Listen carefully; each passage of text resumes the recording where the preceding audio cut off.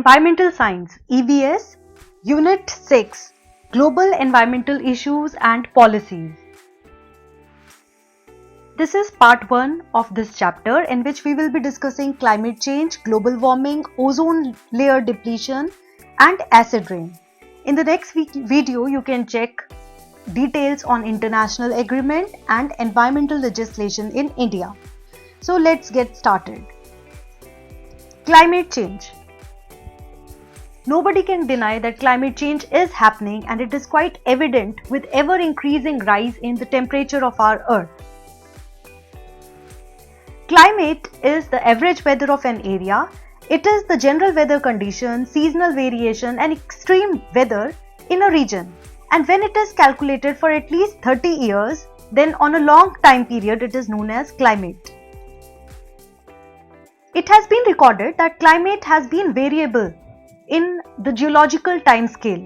There have been time period when Earth was having totally freezing kind of climate. For example, Ice Age during Ordovician time period or just near the Permian time period. But it has been observed that in past 1000 to 10,000 years, temperature has been relatively very stable. There have been variation only by 0.5 to 1 degree Celsius. But now, the situation is very different. According to IPCC, that is the Intergovernmental Panel on Climate Change, which is the main body that is recording the variations in temperature, and according to their data, temperature has been increasing continuously and the graph is showing an upward trend. It is expected that by 2060, the temperature would be more than 2 degrees Celsius. Now this increase in temperature is not same all across the world. In fact, poles will witness maximum amount of temperature rise, and it is expected that with increase in temperature, the ice cap and glaciers will melt down, thereby increasing the sea level rise. Not only this kind of increase in temperature will also affect oceanic currents and the pattern of wind. So ultimately, many weather phenomena and climatic conditions will alter because of global warming. We all know that sunlight enters our planet Earth, but within tropospheric layer, it is reflected back. However, there are few gases like chlorofluorocarbon, methane, nitrous oxide, carbon dioxide and water vapor, which have tendency to trap solar radiations. These gases are very important because presence of these gases have made life possible on our planet. So the temperature is relatively warm, which is suited for all species. But now the condition is different. Excessive deforestation, large number of vehicular pollution and cutting down of trees, industrial pollution, everything is responsible for rise in greenhouse gases. So the amount of carbon dioxide, water vapor, nitrous oxide, methane, chlorofluorocarbon is continuously increasing, and that is problematic because when these greenhouse gases increase, then they will trap much more amount of solar radiations within troposphere, and that is the main reason why global warming is taking place. So the main greenhouse gases are: first, carbon dioxide, which contribute to 55% of total global warming. The main source of release of CO2 is fuel burning, forest clearing, and when it is released out in atmosphere, CO2 can stay in atmosphere for more than 500 years. Every year we are noticing increase in CO2, and the rate of increase is 1.5 ppm per year. The next greenhouse gas is chlorofluorocarbon. Chlorofluorocarbon contribute to 24% of global warming, and they are released from ACs and fridge. These chlorofluorocarbon can stay in atmosphere for 65 to 110 years, and they are rapidly increasing by the rate of 0.5% every year. Methane contributes to 18% of total global warming. It is released from swamp, wetland, landfill, paddy fields, and it can stay for 7 to 10 years. The rate of increase in methane is by 1% every year. Nitrous oxide is another greenhouse gas which contributes to 6% of total global warming. It is released from fuel burning, fertilizer, livestock waste, etc. And once it is released, it can stay in atmosphere for 140 to 190 years. Nitrous oxide is increasing by 0.2% every year. Because of increase in greenhouse gases, we are noticing rapid rise in the temperature of our planet. So this temperature rise is a matter of concern because Earth is much more warmer these days in comparison to any year before 10,000 years. Apart from this, there is also a possibility that with rise in temperature, all the ice cap may melt. Even the glaciers will melt down, and this will result in sea level rise. If there is slight increase in sea level, then we can expect that low-lying areas of cities like Shanghai, Cairo, Bangkok, Sydney, these all areas will be submerged. Even parts of India, Egypt, Bangladesh will lose agricultural productivity with respect to rice. With submergence of area, we also have a risk in Lakshadweep Island. So Lakshadweep Island is just few meters above the sea level and therefore it is very vulnerable to climate change. Life of millions of people will be affected by sea level rise who have been staying in the areas of Ganga, Nile, Mekong, Mississippi River, etc.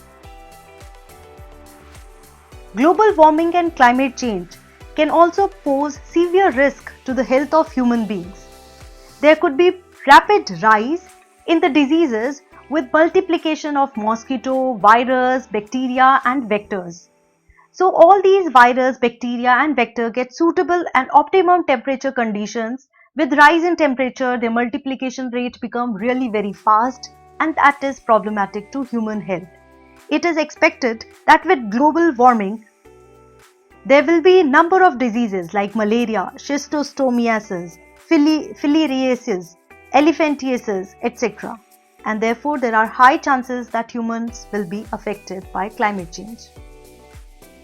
Climate change will also affect agriculture. Now here we have two types of view. Some people believe that there will be a positive change because of climate change, and some believe that global warming will contribute to negative impact on agriculture. Scientists believe that CO2 rise will be positive because CO2 is utilized by a plant in the form of photosynthesis. So more the amount of CO2, more will be the yield of the plants. But however, there are people who believe that agriculture will be negatively impacted due to climate change. And the reason is that with high temperature, there will be more burn injuries to leaf. The number of pests will also rise. Soil will lose its moisture content. And all of this together will result in negative impact on agricultural output. So right now a lot of research is going on to find out actually what is the impact of climate change in various sectors including agriculture.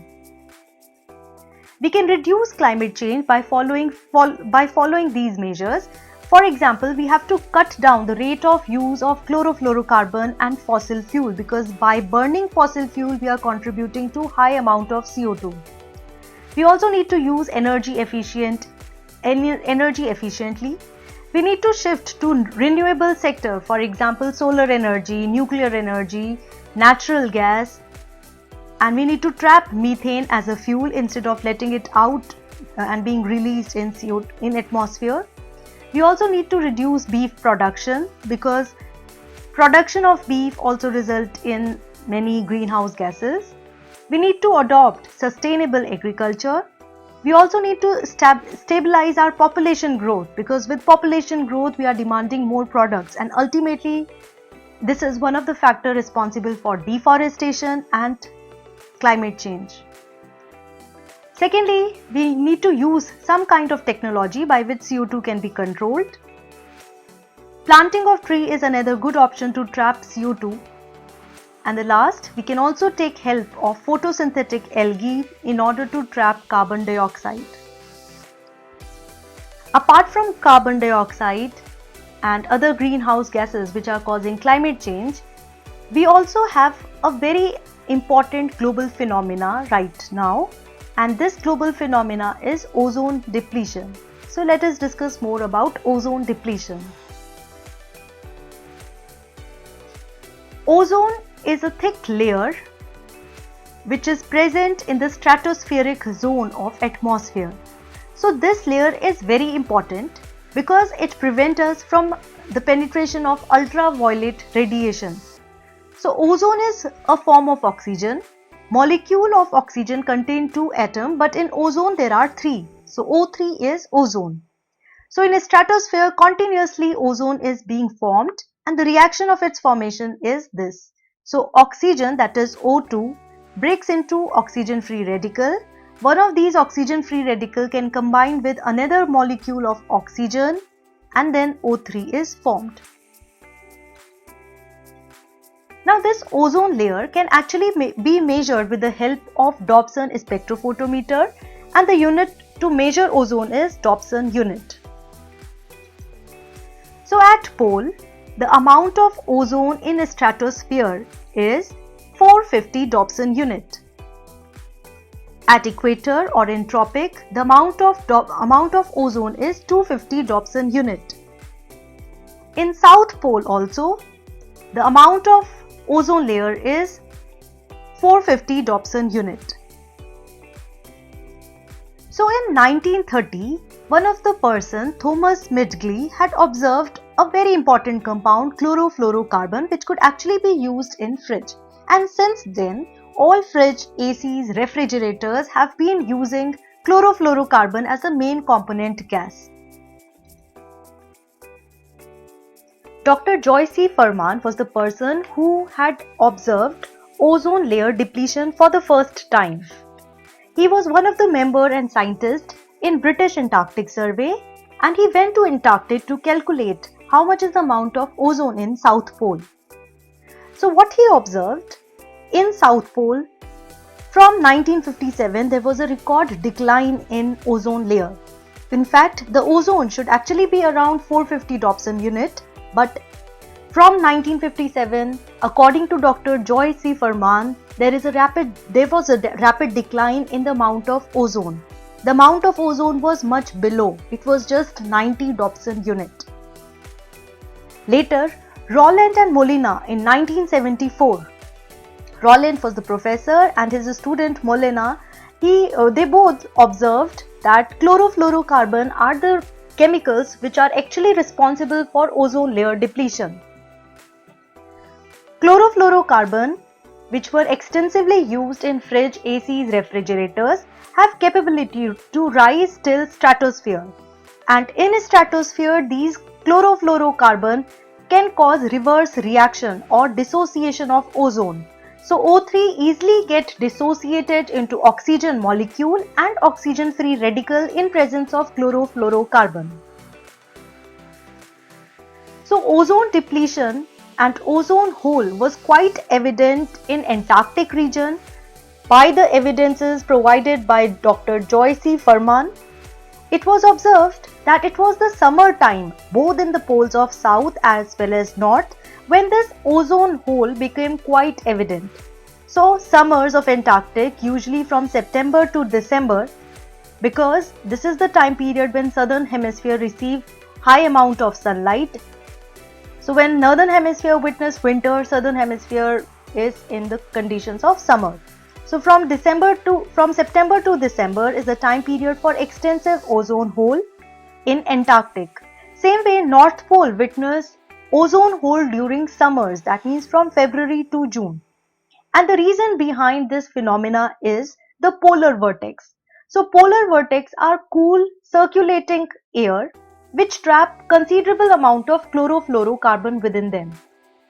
And during summers, these polar vortex become wavy and unstable. So they expand, and chlorofluorocarbon, which was earlier trapped in these polar vortex, can go further up in the layer of stratosphere and thereby chlorine get dissociated from chlorofluorocarbon and cause considerable damage to our ozone layer. At the end of Antarctic summer, it was noticed that nitrogen oxide, which was released from HNO3, gets it combined with chlorine and stop ozone destruction to a certain extent. Ozone depletion can cause considerable harm. So if ozone is depleted, definitely ultraviolet radiations can easily penetrate our earth and thereby affect DNA and photosynthetic chemicals. These changes in DNA can cause mutation and cancer. We can also be affected with skin cancer. So ultimately, ozone depletion can lead to a number of skin diseases and health issues in human beings as well as plants. Apart from this, ultraviolet radiations can affect our lens and cornea of eyes, and there will be more incident of cataract in such situation. Third point is that melanin producing cells of epidermis are easily destroyed by ultraviolet radiations because of immunosuppressions. So the people who are very fair, who have already very less amount of melanin pigment, they are more at risk with ultraviolet exposure. Phytoplanktons, which are small free-floating plants, they are very sensitive to UV light, and therefore in presence of ultraviolet radiations, their population will definitely go down. Not only phytoplankton but other small insects, fish, marine animal will also be affected because of ozone depletion. Ozone layer depletion will also be problematic for our vital crops like corn, rice, soya bean, cotton, bean, pea, etc. Moreover, these ultraviolet radiations, they will definitely degrade the paint, plastic and other material, and there will be a huge economic loss. So, to prevent ozone depletion, there was a treaty signed in 1987 which is known as Montreal Protocol. So Montreal Protocol was signed in which all the countries unanimously decided that they will no longer be using chlorofluorocarbon because it is extremely dangerous substance, and gradually countries have phased out chlorofluorocarbon, and to certain extent we are also able to heal ozone layer. The next part of this chapter is acid rain. So large amount of toxic fumes are released from factories, and there is lot of emissions from vehicles also. So all these toxic fumes, they are high in sulfur dioxide and nitrogen dioxide. So these sulfur and nitrogen oxides, they can easily combine with rainwater and can come down in the form of acid rain. So acid rain is the rain which is extremely rich in sulfuric and nitric acid, and therefore it is extremely dangerous. So the acid rain can be in the form of wet or it can be dry, but in both the cases the amount of acid can cause considerable damage to the substance, to living organism and to any place wherever they will fall. It has been noticed that acid rain water has pH below 5. So pure rainwater has a pH of 5.6, because even in pure water we find little bit of carbonic acid, but in acid rain the pH is much below than 5. Now this acid rain can come down in the form of wet deposition or dry deposition. Wet deposition means these chemicals like nitrogen oxides, sulfur oxides, ammonia, HNO3, they can get trapped within raindrop and can fall on the surface of leaf, plant or any other place. But however, when there is deposition in the form of layer, for example, if gases get deposited in the form of layer on any surface, or if there is deposition of ammonium sulfate, ammonium nitrate, etc. on the surface, then it is known as dry. So dry deposition as well as wet deposition of acidic substance is quite common these days. So this acid rain can cause lot of harm. It can damage anything, any substance, any surface and even living organism. So the effects of acid rain are: first, It has been noticed that it was because of acid rain that the marble of Taj Mahal turned yellow in color. So the color change of marble was because of acid rain in Agra. Acid rain is also responsible for damage to stone statues in Greece and Italy. Acid rain can melt metals and car finishes. Apart from this, acid rain can be extremely dangerous for aquatic life. So the amount of water which go in lake, pond, nearby water stream can become polluted, and in that case fish may die. The lake can become acidified. There will be lot of toxic substance in the water, and further acidic rain will increase the toxicity of such metal like aluminium, mercury, manganese, zinc, etc. Acid rain can also kill all the fishes and may lead to reproductive failure in number of aquatic organisms. At present, there are number of lakes in Sweden, Norway, Canada which have already become fishless due to acid rain. Acid rain can also weaken the tree. These trees may become more susceptible to stresses like cold temperature, drought, insect, fungi, etc. and may easily die whenever such conditions prevail. So acid rain can be controlled if we can control CO2, if we can control sulfur dioxide and nitrogen dioxide that is emitted out from industries and power plant. So we need to use pollution control equipment in order to trap these harmful gases.